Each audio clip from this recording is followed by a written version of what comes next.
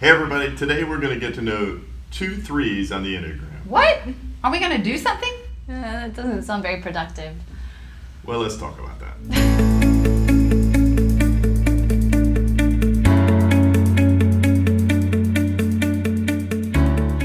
Hey everybody, my name's Scott Vermillion and we have Rachel Collins and Samantha Vermillion here with us today.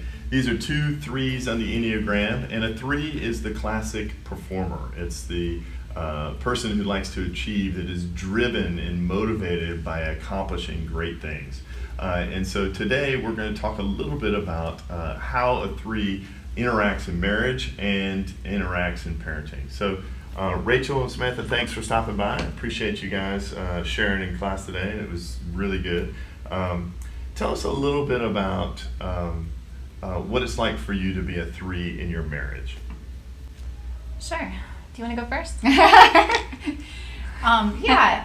think the classic 3 has a really hard time stopping the doing in order to be with people, to connect relationally. So connecting relationally is not the most productive thing in the world. Mm-hmm. You don't feel like you've accomplished something necessarily. You have to really reframe how you think about things and accomplishment in order to embrace just being with people. So to stop doing and be with you, I have to be mindful and intentional about that, and to stop demanding that you do things. Yeah. Do you feel that? Yeah.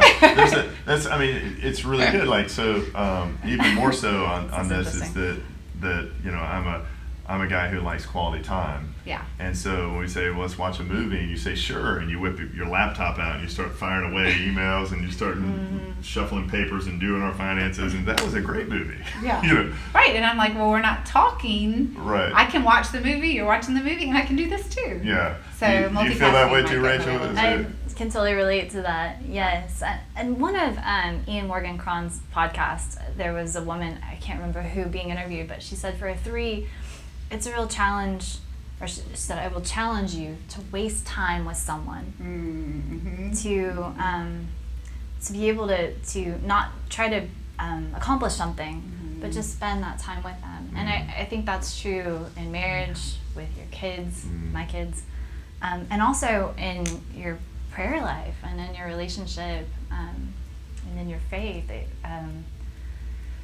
It's a challenge to not try to produce something, but rather to spend that time. It feels wasteful. It's not, but it can be perceived that way. So you have to really want to. Yeah. So that's a great way to describe it. Do you feel like you're going around in your relationships with your spouse or even with God? You're like doing all these things and waiting for your husband's or family to kind of go, wow, that was so great. Is that something that you guys look forward to?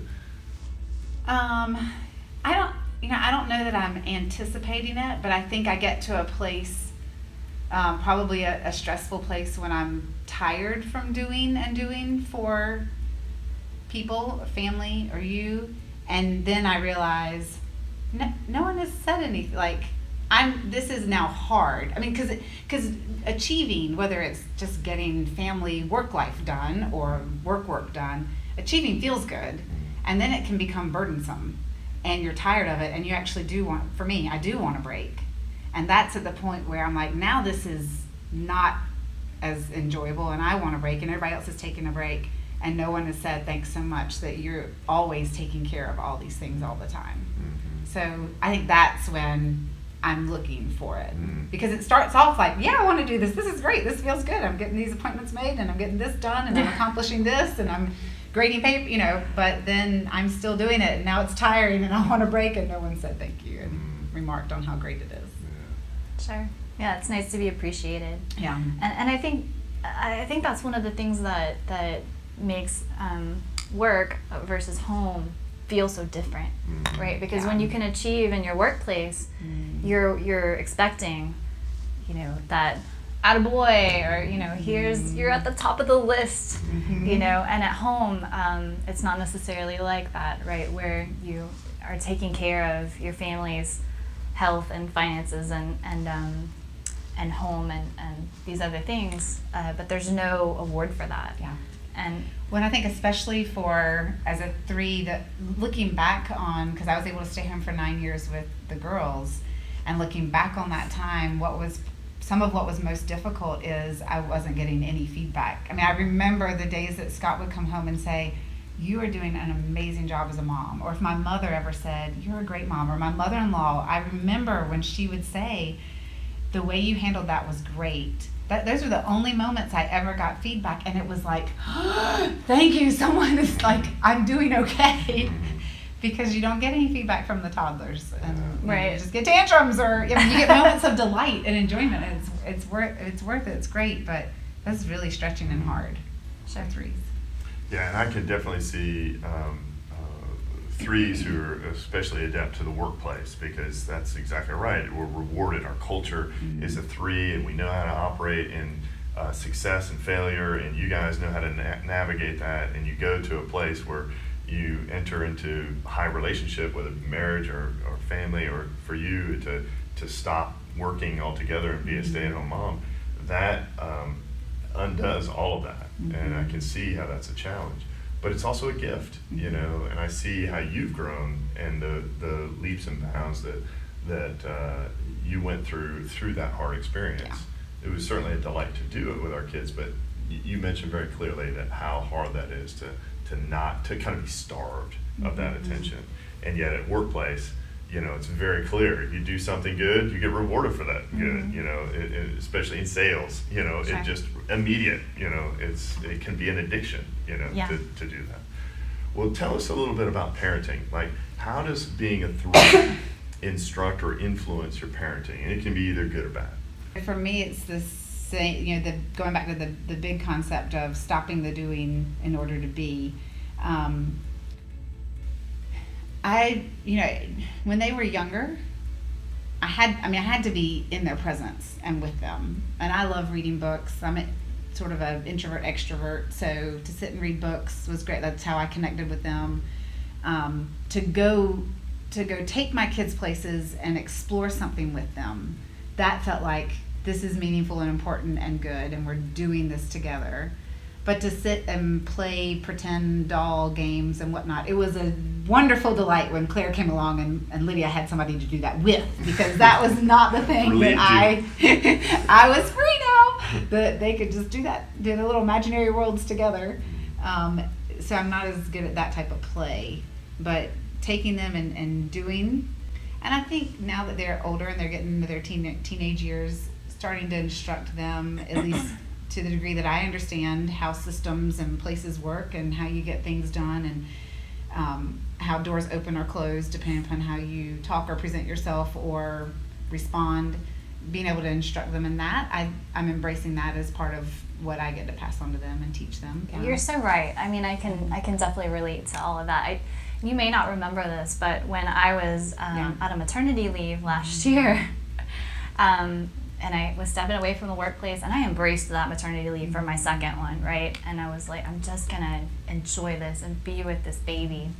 But my bigger one would get off of the school bus, and I was reaching out to friends like, what should we be doing together during this 3 to 6 kind of time frame? Like, I need ideas for games, or and I'm embarrassed to say that, because this is my son, right?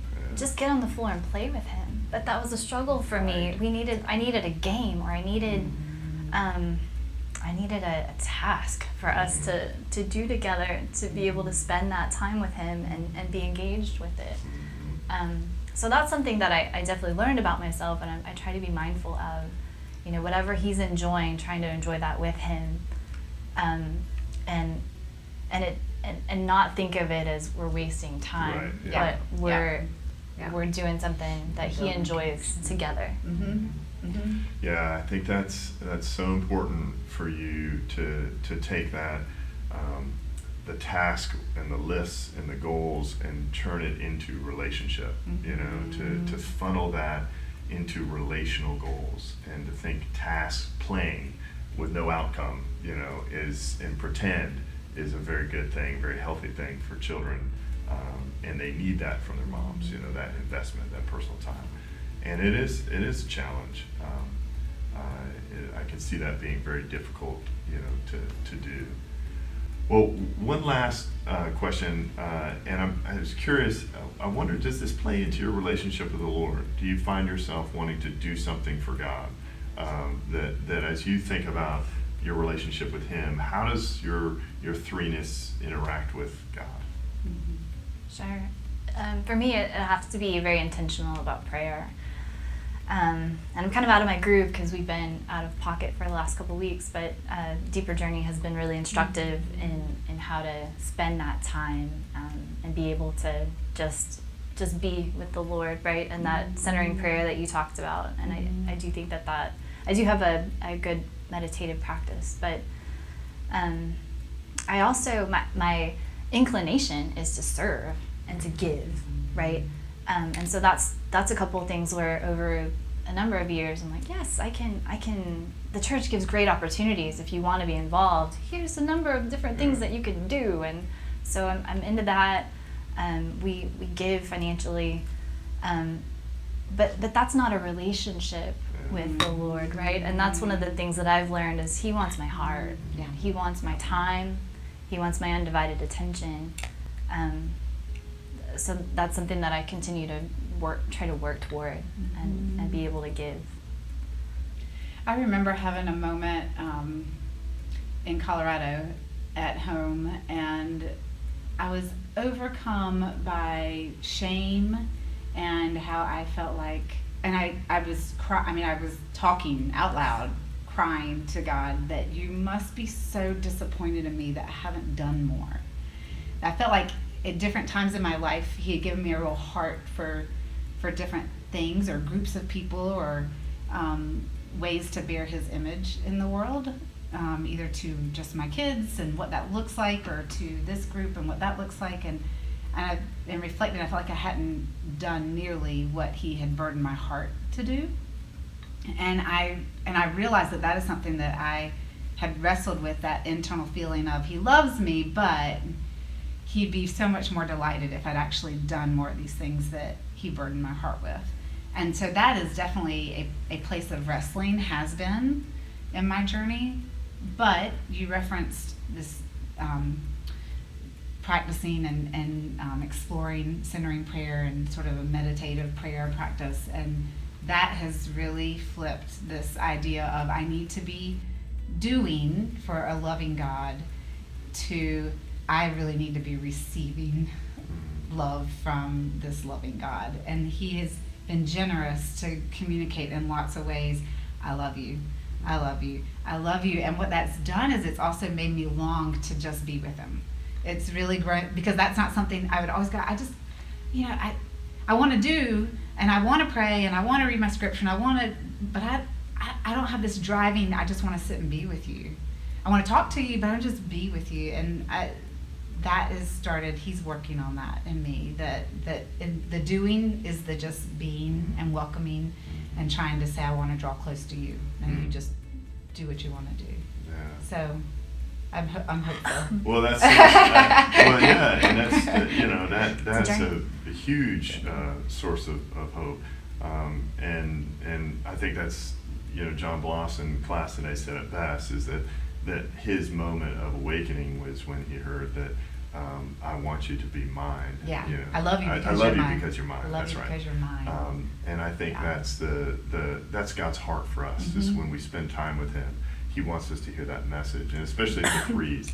I think this you could get no better than to lean into that message. I love you because you're mine. Yeah. And if you know a three, tell them that often. So thank you, Samantha and Rachel, for stopping by and sharing a little bit about your experience. Continue to let us know what you're learning about the Enneagram and your number, or what it's like to live with a three or be a three. We'd love to hear more about that. So thanks for tuning in, and we'll talk to you next week.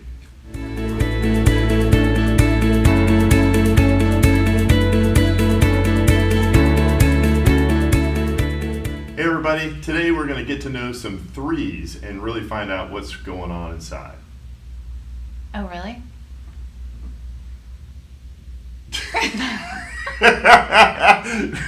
Wait, was that not right? It was right, but you gotta say, what? what Are we we going to do accomplish? something? What are we going Are to we get gonna done? do Are we something? going to get something done? Oh, I think Yeah. you should do it. Okay, You've I'll got, do that. You've got a good hold on You it. can say, all right, yeah, you can say, I'll oh, do it. really? Okay. Yeah, okay. All right, we'll do it one more time.